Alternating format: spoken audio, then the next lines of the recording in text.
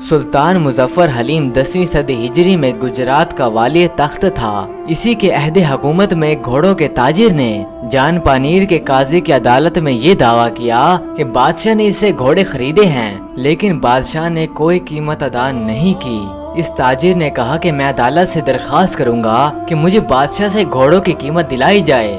चुनाचे काजी ने अपना कासिद भेजकर बादशाह को अदालत में तलब कर लिया।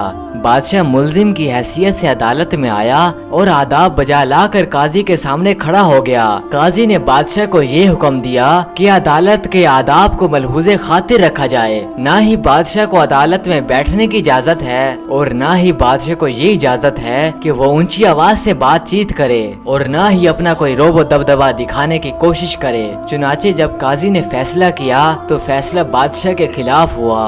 काजी ने ये हुक्म दिया कि बादशाह अभी फौरन ही इस ताजिर को घोड़ों की कीमत अदा करे।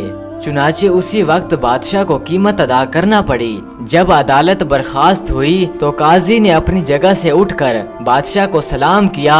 बादशाह ने सलाम का जवाब दिया। बादशाह ने काजी का हाथ पकड़कर इसे बिठा दिया और फैसला सही करने पर इसे मुबारकबाद दी। ऐ काजी, ये तेरे इम्तिहान का वक्त था। अगर तो तू सही फैसला ना करता तो तू मुझे इस वक्त इंसाफ की कुर्सी पर नजर ना आता। दोस्तों, ये भी तो फैसला है, ये भी तो अदालत है। यूं ही हुआ करते हैं फैसले और यूं ही तरक्की किया करती हैं कौमें।